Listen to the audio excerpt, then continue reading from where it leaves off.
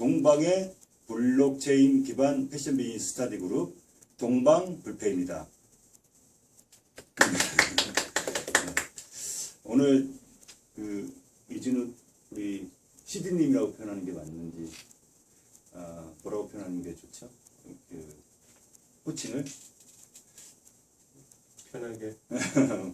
네, 오늘 발표를 이진우 CD님이 해줬는데 그 관련해 가지고 같이 토론을 좀 해보겠습니다. 이 내용이 혹시나 같이 우리 스터디 모임 하시는 다른 분들한테 도움이 될까 하고 지금 같이 녹화를 하고 있고요. 그런 자연스럽게 저희 할 테니까 그런 부분들 감안해서 좀 들어주시면 감사하겠습니다. 그 아까 편하게 얘기하면 돼요. 그냥 제가 이렇게 진행을 하는데 저도 뭐 잘 못해요. 아까 말씀하신 거 제가 들으면서 결국은 그 제품 판매하는 과정에서 진짜 그 특히 선물 받는 사람들이 진짜 그 받을 때 순간 말고는 그 순간에 느껴지는 게 다니까 진짜 뭐 우리 가끔 방송에 보면은 뭐 어디 공간 어떤 장소에 갖다 놓고 거기 다 준비해가지고 뭐 그렇게 막 갑자기 그 순간에 굉장히 뭐 정말 그 사랑 고백을 받는 사람이든 그 사람이 굉장히 놀랄 수 있는 생일 때 해주던 그런 거를 하는 경우 있잖아요. 근데 정말 그 준비하는 과정과 뭐 이런 것들은 사실은 모르잖아요. 물어보기도 그렇고. 근데 그런 과정이나 이런 것들을 블록체인에 담아서 하면 어떨까라는 부분을 주셔가지고 사실 좀 재밌게 들었거든요. 그런 부분들이. 그래서 근데 이제 들으면서 이제 블록체인이 우리 요새 최근에 화두가 어떤 서비스든 꼭 블록체인이 필요한가라는 화두가 되게 많아요. 화두가 지금 요새 최근의 화두가. 그래서 그 부분은 계속 생각을 해볼 필요가 있죠. 블록체인에 없이도 할 수 있는 건지 꼭 블록체인 기술을 꼭 써야 되는지 그 부분은 좀 같이 또 논의를 해보고. 네. 그러니까 저는 어떤 요새 블록체인 보면 이게 뭐 아니면 결제나 재화가 왔다 갔다 한다거나 뭐 이런 어떤 탈중앙적인 거를 해결하는 수단으로만 너무 집중되어 있는 것 같고, 근데 블록체인의 그 원리를 보면 그냥 개인이 가진 어떠한 스토리가 외부 사람들이 안 보이면서 전달되는데도 블록체인의 기술은 분명히 쓰일 수 있지 않겠냐. 그래서 너무 저희가 뭐 스터디 모임이니까 하나에 집중돼서 똑같이 하는 것보다 그 가능성을 굉장히 열어주는, 그리고 패션 쪽은 아무래도 뭐 죽 사고 뭐 이런 것보다는 또 기쁨이나 뭐 즐거움 이런 쪽이 있잖아요. 그래서 히스토리나 스토리를 담을 수 있는 걸로 보면 그쪽도 우리가 한번 고민을 해봐야 되는 부분이 아니겠냐 하는 생각이 좀 들었던 거죠. 그러니까 일단 모든 거가 기록되는 부분. 그러니까 그런 과정들이 기록이 돼서, 그러니까 지금 말씀하신 그런 서비스나 그런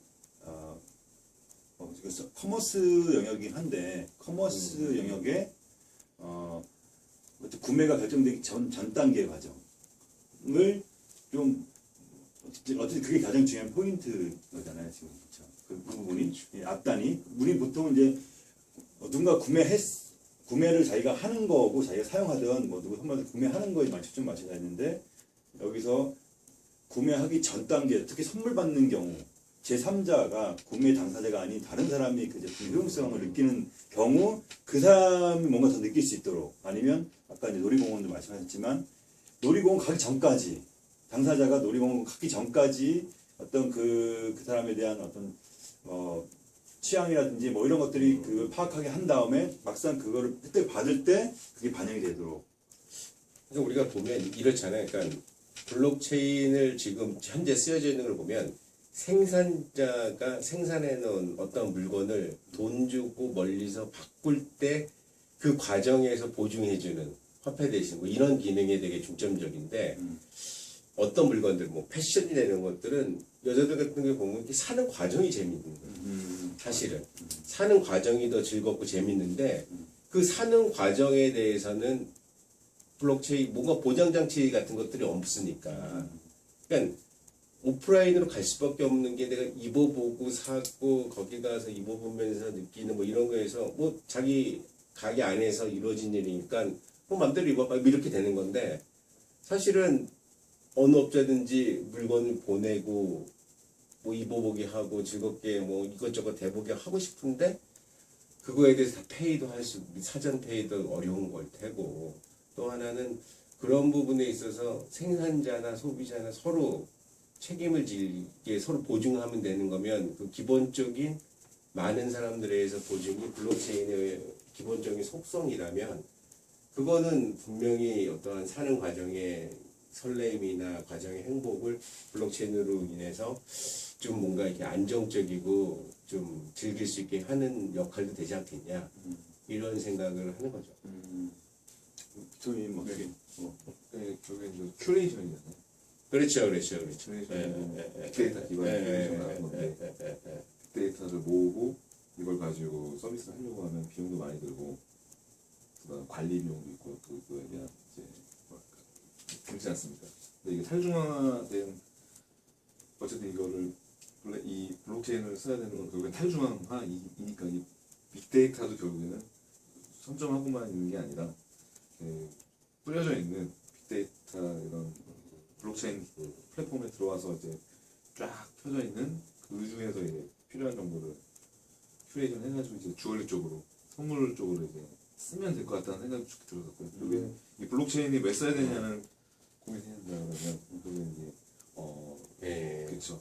이렇게 이 빅데이터를 관리하는 비용을 블록체인을 이용해서 이거를 좀 비용 정산을 하고 있지 않을까 생각이 근데 저는 조금 빅데이터가 우리 되게 많이 쓰잖아요 요새. 근데 빅데이터보다 요새는 다시 스몰 데이터 쪽으로 눈이 가는 게 개인적인 정보, 내 취향. 이거는 사실은 생산자 입장에서는 위험성이 적으니까 빅데이터를 쓰는데 개인 간의 선물을 할 때는 내 개인 정보가 중요해요. 내가 선물하고 싶은 여자의 취향 뭐 이런 게 중요한데 그런 정보를 공개할 수는 없는 거잖아요. 그러니까 블록체인의 속성 중에 하나가 보안성이고 정보에 대한 신뢰성이 그러면 그 사람들끼리는 알면 되는 건데 그 사람 이외 사람이 알기에는 놔둘 수 없는 거고 또 그것도 자동적으로 이렇게 뭐 하나씩 이렇게 붙어서 이제 연결되는 게 어떤 블록체인의 속성이면 그런 어떠한 개인의 보도하는 정보를 자기들끼리 이렇게 새나가지 않고 유통할 수 있고 맞아 이렇게 되는 거에 블록체인을 갖다 붙이는 쪽이 강한 거예요. 이번에 이제 생각은. 들으니까 더 이제 이해됐어요. 그래서 사실 ICO한 많은 이제 회사 중에서 의료 정보, 그러니까 병원의 의료 정보 이거 가지고 그런 블록체인화 시키는 얘기 많이 나왔거든요. 개인의 정보를 사실 그거를 어떤 병원에는 갖고 있는데 다른 병원에 가면 그 다른 병원에서 기존 그 정보를 못 쓰잖아요. 공유를 안 하니까. 그래서 이제 그거를 개인 정보를 어디선가는 갖고 있으면서 어느 병원이든 쓸 수 있도록 아니면 거기에 맞는 뭐 제약회사 됐든 연관해서 그러니까 개인 정보를 보안성 있게 해야 되지만 써야 되는 상황들. 근데 지금 약간 그런 것이 딱 와닿거든요. 그런 부분에서 블록체인 기술을 활용하면 말씀하신 대로 말이 되겠다라는 생각이 드네요. 지금 생각이 그 블록체인 기술이 왜 필요한가 부분에서. 그렇죠. 그러니까 이런 거 개인 내 의료 정보다 그러면 내 의료 정보가 그냥 나가는 거는 정말 누구든지 바라지도 않을 테고 특히 뭐 예를 들어 김정은 같은 경우는 정말 해외에 그 원수들이 가면은 그 배설물까지도 이제 다시 가져가는 이유가 그걸 통해서 그 사람의 의료 정보를 캐치해서 뭔가 저쪽에서 활용을 못하게. 그러니까 예를 들어 알러지가 있으면 죽이기 쉽잖아. 그런 부분 때문에 그 의료 정보가 되게 중요하면 어차피 블록체인을 인해서 만약에 문제가 생겼다더라도 어느 사람이 그 개인 정보에 대해서 악용했는지도 추적이 가능한 부분이 있으니까 그런 어떠한 되게 프라이빗한 정보를 우리가 다른 목적, 그냥 뭐 사거나 뭐 이런 게 아니라 되게 엔터테인적인 목적이라든지 아니면은 그걸 갖고 뭔가 이제 의료 정보처럼 뭐 다른 할 때 블록체인은 꼭 필요하지 않나 이런 생각이 좀 드는 거죠. 그러네요.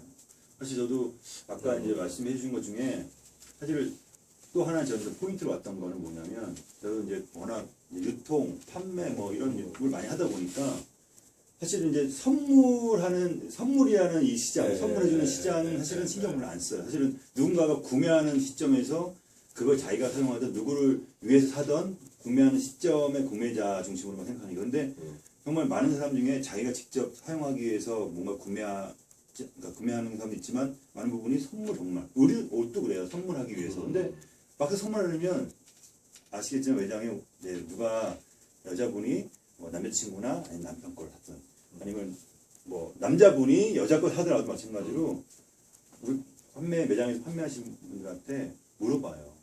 일단 자기 여자 같으면 남자 키가 얼마인데 어떤 게 잘 어울릴 것 같아. 아니면 판매하시는 사람들한테 키가 비슷한 것 같으니까 한번 입어봐 주세요. 그래서 약간 우리 입장에서는 정확하게 정보를 알면 그 상대방 선물 받을 사람 정보를 알면 사실 정확하게 우리가 제안해 줄 수가 있거든. 사실은 그런 부분 이런 게 잘 어울릴 거예요. 뭐 어쩌고저쩌고.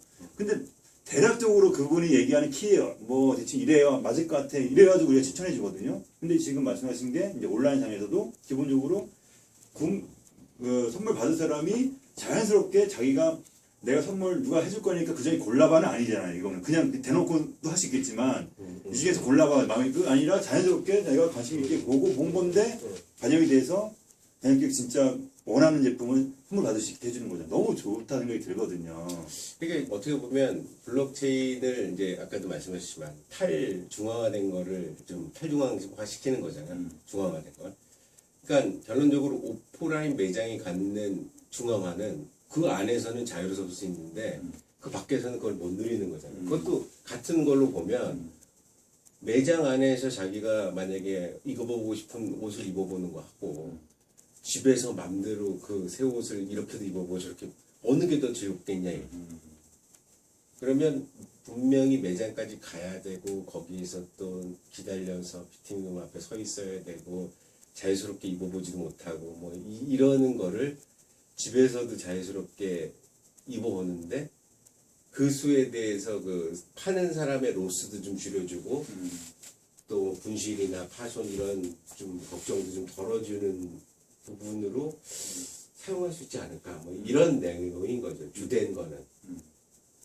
아니 저는 뭐 말씀해 주시죠. 저는 사실은 제가 이제 패션 쪽에서도 비슷한 고민 중에 하나가 뭐였냐면 이거 선물하고 좀 달랐는데요. 특히 온라인에서 제품을 이제 쇼핑하는 분들 보면 특히 패션 쪽은 사이즈 문제가 항상 있어요. 맞아. 그래서 구매하고 싶은 사람이 사실 온라인 쇼핑몰에 이제 모델 그 스타일 것을 보면서 이제 제품에 대한 이해는 해요. 이거 이쁘다, 이렇게 입으면 어울리겠다. 근데 막상 내가 살려고 그러면 얘 이런 체형의 이런 모델은 잘 어울리지만 나한테 잘 어울릴까는 좀 다른 얘기거든요. 그렇잖아요. 여기 이뻐 보이지만 내가 입었을 때 안 이쁠 수가 있으니까. 그래서 제일 좋은 거는 나랑 체형이 거의 비슷한 모델. 비슷한 모델이 그 스타일링을 하고 한 경우를 사실은 제일 그 온라인 쇼핑몰 보면은 그 고객층이 그 쇼핑몰의 모델이 누구냐에 맞게 고객층이 많이 적어져 있어요. 맞아요. 네, 되게 정말 키 작은 모델이 많은 그 쇼핑몰은 키 작은 사람 고객들이 굉장히 많고요. 그래서 남성복도 뭐 키 작은 남에서 뭐 그런 쇼핑몰도 전문적으로 성장한 이유고 그 체형 가지고 많이 하거든요. 거기에 취향까지, 그러니까 체형을 비슷한 체형에 비슷한 취향이면은 더 온라인에 구매하기 좋은데 과연 소비자가 내 정보를 나는 키가 어떻고 뚱뚱하고 뭐 예를 들어서 어깨 넓고 이 정보를 과연 거기다가 줄 수 있냐 이거죠. 못 주거든요. 개인 그 단순한 키만 해도 작냐도 사실 나는 되게 부끄러울 수 있는 일이고 몸무게. 근데 그 얘기를 해서 생각난 건데 예를 들어 이렇게 여자들이 특히 남자도 좀 그렇지만 대부분 키는 더 크게 몸무게는 좀 작게 입력하자는데 만약에 그 사람이 최종적으로 구매한 정보까지 사실 닮을 수 있자 그러면 어떤 경우가 있냐면 나는 H&M에서 엑스라지를 입었는데 저 브랜드도 비슷하다고 그랬는데 막상 입어보면 작은 거죠. 그러면 이 사람이 어떤 브랜드에서 어떤 사이즈를 샀는데 구매했는데 반품을 안 하고 입는다. 이 사람이 만드는 거잖아요. 그럼 그러한 부분을 다른 사람, 만약 판매자가 정보를 볼 수 있으면 이거보다는 우리 브랜드는 한 사이즈 넓은 걸 사세요. 내지는 좁은 걸 사세요라고 얘기할 수 있죠. 그래서 그런 게 안 보여지고 이렇게 전달되면 굳이 받아서 내가 치수가 안 맞는데 또 보내고 뭐 이런 과정이 좀 줄어들 것 같은 생각은 들어요. 그거 굉장히 지금 사실은 그 패션 업계만 해도 이제 주얼리 쪽은 이제 사이즈 부분이 덜하니까 그런데 패션 업계는 되게 화두가 있고요. 그런 관련해가지고 그런 소비자의 체형 때문에 체형 정보를 얻기 위해서 일본의 조조타운 같은 우리나라에 무신사라는 쇼핑몰이 있는데 그런 디자이너 브랜드나 스트릿 브랜드 많이 파는 조조타운이라는 그 쇼핑몰 사이트죠. 한 2조 원 해요 매출액이. 근데 거기에서 뭘 했냐면 조조 슈트라는 걸 개발했어요. 되게 타이트한 그 슈트인데 그거를 무료 배송으로 해주고 무료로 주는 거예요. 배송만 유료로 배송비용 받고 그걸 입잖아요. 그걸 입으면 사람의 체형이 완전 풀로 착장이 돼요. 여기서부터 쫙 입으면 어깨 넓은 것도 몸무게는 안 나오고 그게 정보가 그 조조타운 그 앱에 딱 들어가요. 그러면 이 조조타운에서는 얘네 많은 브랜드 중에 이 사람 체형에 맞는 제품 위주로 저걸 해주는 거예요. 크리에이션을. 그거를 조조슈트를 개발하면서 한번 이슈가 크게 됐어요. 근데 그 조조슈트가 아직은 100% 그거를 담아낼 정도는 아니지만 또 제작비도 비싸고 그래서 얘네들이 지금 요 2차 버전으로 어쨌든 그 슈트도 지금 개발을 계속 하고 있는데 그것도 한국 업체가 개발하고 있어 다. 그래서 그런 식의 어떤 소비자의 그 제일 중요한 그 체형 정보를 얻고 싶어. 왜냐면 소비자들이 저기 정보를 안 내놓거든요. 이게 그 체형 정보가 이런 문제도 있을 것 같아요. 뭐냐면 어떤 사람은 되게 딱 붙는 거를 좋아하는 사람이 있고 어떤 사람은 약간 풍성한 걸 좋아하는 사람이 있고 같은 사이즈라도 그리고 어떤 사람은 가슴은 내가 타이트하게 남자 같은 경우 가슴은 타이트한 걸 좋아하는데 허리는 붙는 걸 되게 싫어하는 경우가 있어요. 그래서 옷 입는 스타일을 보면 저 브랜드 옷은 되게 나한테는 편하고 좋아.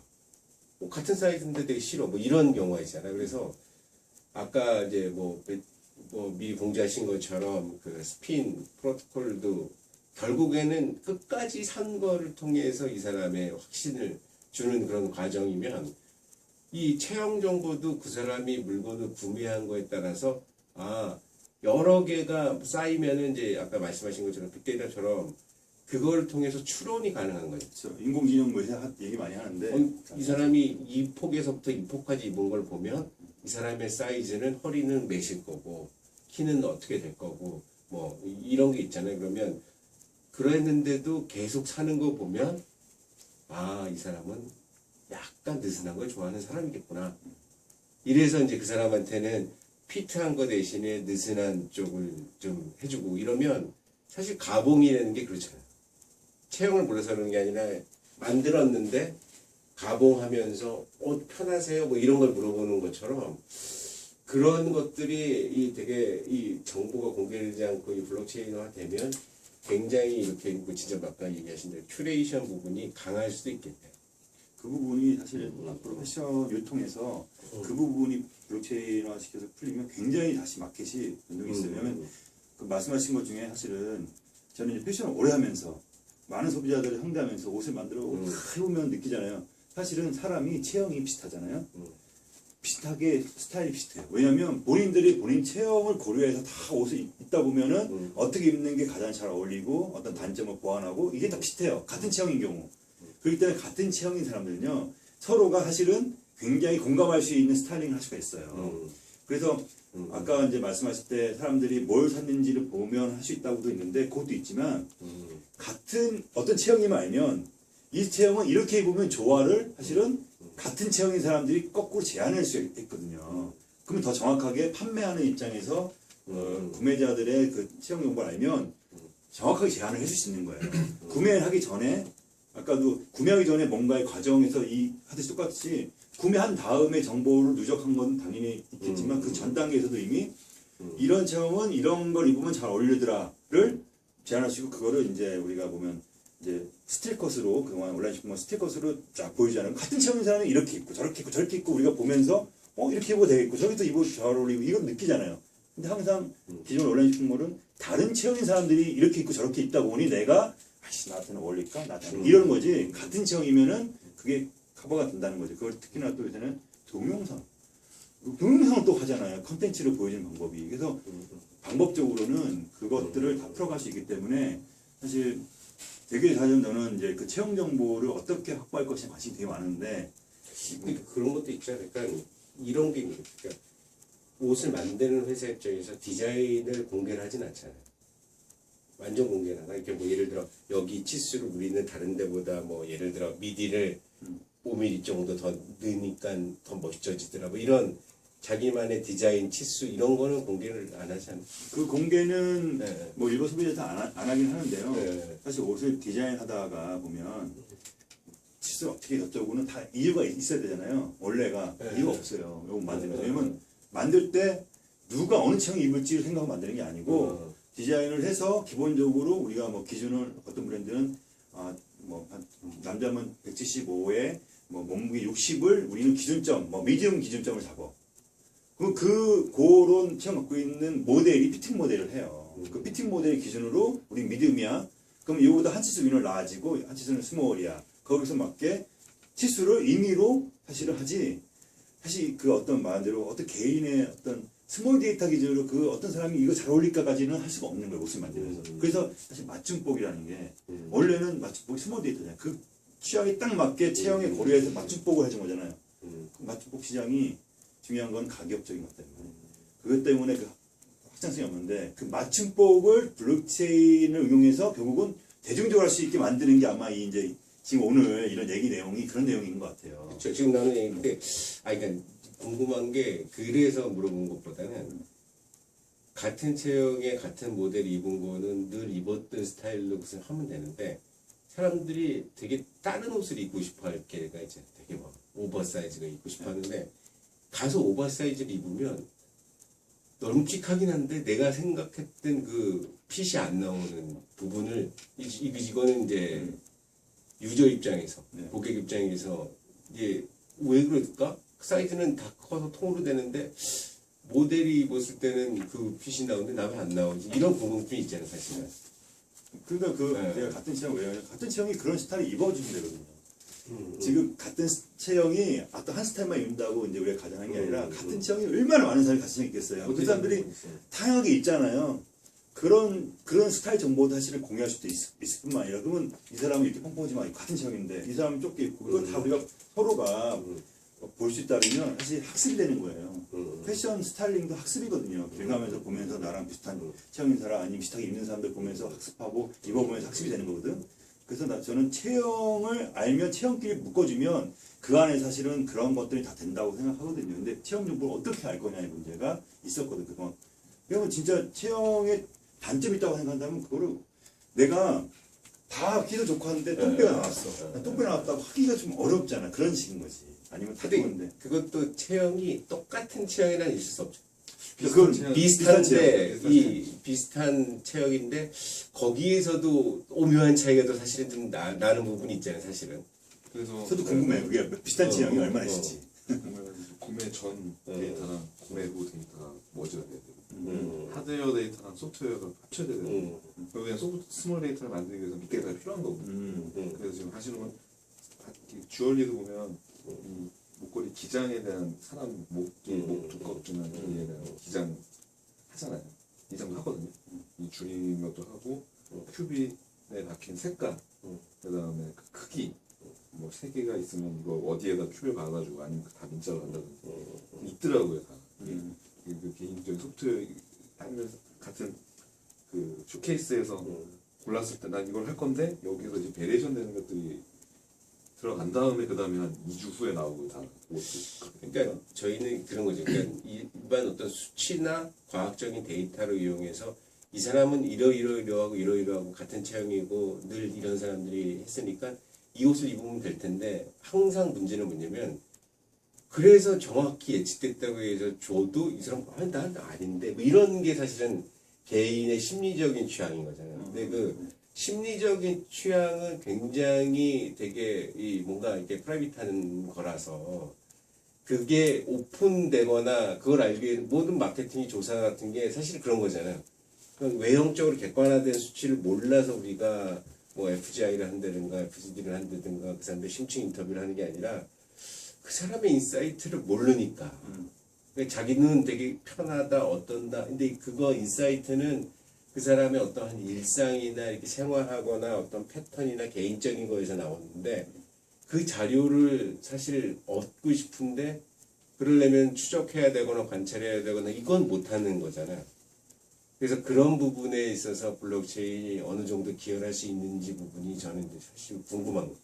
사실 블록체인보다는 그 부분은 AI 쪽이 오히려 더 머지않은 되는까 생각이 드는데. 아, 그래요? 예, 왜냐면 이제 말 그대로 방금 말씀하신 대로 한 번은 실패했지만 그 두 번째에서는 이 사람 선택한 심리적인 것까지 잡아내려면 그래서 이제 선택을 하고 구매를 하는 과정에서 이제 이 시스템이 학습을 하지 않습니까? 얘는 이런 상황에서 이걸 골랐고 여름에는 이걸 골랐는데 가을에는 갑자기 이걸 골랐는데 체형의 변화가 뭐 있었나?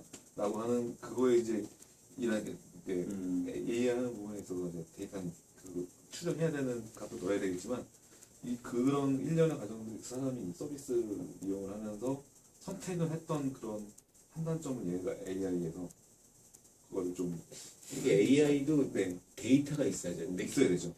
지금 제가 이제 유플러스 쪽하고 한 8개월 전에 시뮬레이션 한 게 뭐냐면 통신 데이터가 과연 뭘 할 수 있느냐. 근데 문제는 개인 데이터를 마음대로 저희가 사업자는 볼 수 있잖아요. 다른 사람한테 유통이 돼서 문제가 되는 거죠. 그러니까 내가 알고 있는 이 정보를 내가 쓰는 건 괜찮은데 거래관계가 있으니까 거래관계가 있으니까 쓰는 건 괜찮은데 이거를 다른 목적으로 이렇게 넘기면 그때 또 개인정보를 팔아 이렇게 되는 거잖아요. 그러면 그게 블록체인을 통해서 내 히스토리는 유통되는 게 가능하다. 이런 부분인 거잖아요. 사실 우리가 블록체인이 괜찮은 기술이라고 치는 거는 보안성 때문에 만약에 그렇다면 그거는 유통이 그 사람이 오케이 한 부분에서만 쓸 수 있는 거니까 이 사람이 이 사람한테 넘기지는 못하는데 이 사람이 내 거 한번 열어봐 이랬을 때는 가능한 건지 이런 부분이 저는 사실은 블록체인을 공부하면서 좀 궁금한 점이기도 하거든요. 그러니까 최근에 저도 이제 공부하면서는 그러니까 이 블록체인에서 개인 정보 있잖아요. 결국은 개인이 결국은 내가 갖고 있는 어떤 개인 정보를 내가 뭔가 하려면 누군가는 알아야 될 때는 공개를 해야 되는데 내가 의도할 때만 공개를 하게 하면 문제 없어요. 그 얘기는 결국은 개인정보를 우리가 받을 때 우리 블록체인 아니어도 이게 동의합니까? 이런 거 쓰는 건데 사실 내용 모르잖아요. 그러니까 엄청 그냥 다 믿고 하는 건데 그 안에 다 사실은 제3자가 제공한다 이런 내용이 다 들어있는데도 불구하고 우리가 꼼꼼히 안 보는데 블록체인을 활용하면은 뭐냐면 만약에 아까 자기 체형 정보든 아니 취향 정보든 어떤 요리 정보도 내가 이거는 어떤 조건에서는 공개할 거야. 근데 공개할 때 예를 들어서 내가 주민등록번호든 내 개인적인 누군지 모르는 내 취향 아니면 내 사이즈만 내가 뭐 키가 175에 뭐는 내가 누군지 모르면 상관없는 정보거든요. 근데 그 정보를 공개했을 때 그것 때문에 나한테 뭔가에 맞는 적합한 뭔가를 매치해주면 난 좋은 거기 때문에 왜 온라인상에 연결되기 때문에 가능한 거예요. 앞에 공개된 거는 내가 누군지 모르는 그 신상 그거는 없고 나의 관심과 뭔가만 공개되는 거거든. 그래서 그게 불리해요. 불리하기 때문에 그렇게 다 푸는 거라서 내가 볼 때는 그렇게 풀 수는 있어요. 근데 그게 이제 어쨌든 개인의 어떤 정보라는 블록체인 기술에서 블록체인 기술 아니더라도 그렇게 할 수 있다 그러면 블록체인 기술 굳이 쓰지 않아도 되는 건데 아니 이게 블록체인이 필요한 게 내 정보를 누가 보고 있다는 게까지 수적을 투명하게 지갑에서 보면 추적이 가능하잖아요. 네. 누가 받고 또 누가 볼 거고 누가 또 보는지. 그래서 사실 그것 때문에 내가 안심이 되는 거지. 그냥 내 정보가 공개돼서 어디에서 돌아다니는지 모르는 게 불안한 거죠, 사실은. 그래서 사람들이 두려워하는 거지. 내가 내 정보를 누가 접근하고 있고 또 가져갔고 이런 것만 다 알고 있으면 대응도 쉬울 분들은 뭐 그게 사실 블록체인의 기술의 기반이면 그런 것 때문에 그냥 뭐 마치 이런 거죠. 우리 엄마가 내 정보 알고 있어서 엄마가 가서 옷 사는 거가 전혀 문제가 안 되는 것처럼 아내가 뭐 애들 정보를 다 갖고 움직이면서 나한테 얘기해주면 문제가 안 되는 거죠. 뭐 그런 거 아니겠어요. 그래서 그렇죠. 그 포인트로 가면은 그 포인트로 가면 어떠한 개인 대신 얻는 거는 내 정확한 어떤 취향과 정보 때문에 번거롭게 뭐 바꾼다든지 뭐 이런 거는 안 생기는 거 아니냐 이거. 어쨌든 개인정보잖아요. 그렇죠, 개인정보죠. 공개가 되는 걸 감수하고 블록체인 플랫폼에 정보를 올리는 건데 또 어떤 사람들은 아예 그걸 아예 선택을 하는 사람도 있을 것 같아요. 그렇기 때문에 들어가더라도 이걸 좀 사용을 안 했으면 좋겠다는 선택을 아까 본인이 하면 되는 그렇죠. 거죠, 그렇죠? 있기 때문에 이게 있다고 해서 이거를 쓰는 게 제한이 좀 있지 않을까. 그러니까 기술적으로 이렇게 되다면 네. 내가 우리 뭐 핸드폰에서 뭐 카톡도 뭐 알림 할 거나 하듯이 이렇게 뚝뚝뚝 눌러가지고 있겠죠, 뭐. 나중에 그런 게 설정하면은 있겠지, 뭐.